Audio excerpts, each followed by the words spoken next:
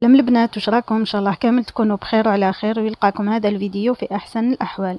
صلوا على النبي عليه افضل الصلاه والسلام. اليوم كنت درت معكم هذه الفطيره بلا بات فيتي تاع التفاح، راح تجي بزاف هايله ونحضروها يعني بمقادير تكون بسيطه. هنا حبه تفاح الا عندكم تكون كبيره راح تفي بالغرض، راح تكمل لكم. وإلا يكونوا صغار راح نحتاجوا 3 حبات حتى ل4 حبات، هذوك الصغار بزاف. هنا كنت درت لهم لمسه بسيطه من الفوق بالسكر الناعم. الا عندكم لاجولي تقدروا ديروا لهم. انا هاي لك حبيبه تفاح غسلتهم وقطعتهم يكونوا رقاق، وعندي 2 مغارف كبار تاع العسل. بابي كويسون لازم. انا هذه الكميه تاع لاباط فايتي كانت في الكونجيلاتور وما انتبهت لهاش، رحت برك ما باليش واش نجبد، صبتها قلت هيا عندي تفاح وهذه لاباط فايتي خلينا نديروا هذه الفطيره. هنا نحلوها بسمك يكون ما هو رقيق بزاف ما هو خشين. هنا نقسمها الى مستطيلات، نحو كامل الزوائد اللي في الطرف. هنا كاين ثاني كلي يديروها بلا كريم باتيسير والتفاح. انا كنت درت حاجه سهله خفيفه غير بالتفاح، وراح ندير لكم المره الجايه ان شاء الله اللي رايحه تجيب بلا كريم باتيسير.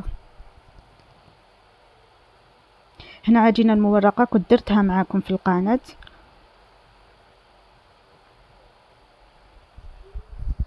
هنا قسمتها، انا جاتني 8 قطع.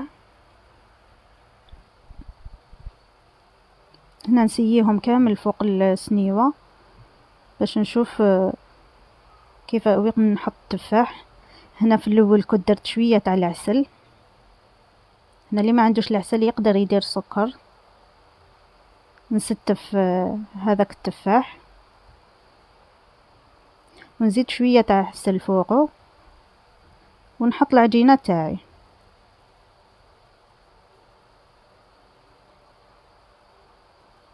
دوك ندير هكا نفس الطريقه نكملهم كامل هكا.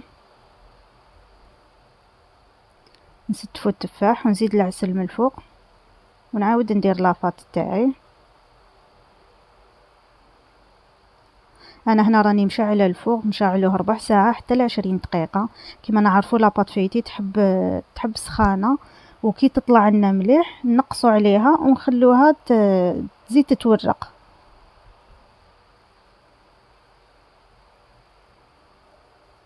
هنا جبت صفار بيض مع مغرفه صغيره تاع الحليب، ونجي ندهن كامل الوجه تاعي تاع لاباط. وهنا دائما البيض نسيو من كي نبداو ندهنو ما نهبطوهش للاطراف، باسكو هو راح يغلق لنا العجينه تاعنا ويحبس لنا التورق تاعها ما يخليهاش تتورق. صافي نسيو نديرو غير على الوجه.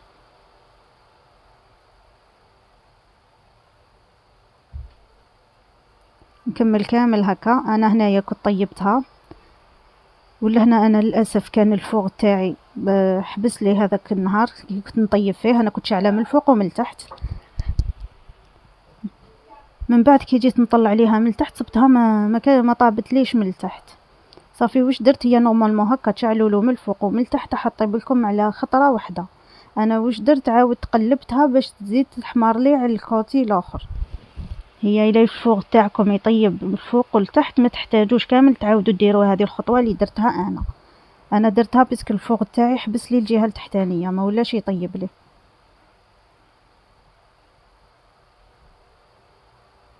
شوفوا انا عاود قلبتهم كامل ونعاود ندخلهم يتحمروا في الفوق باسكو راهي تمشي لي غير الجهه الفوقانيه.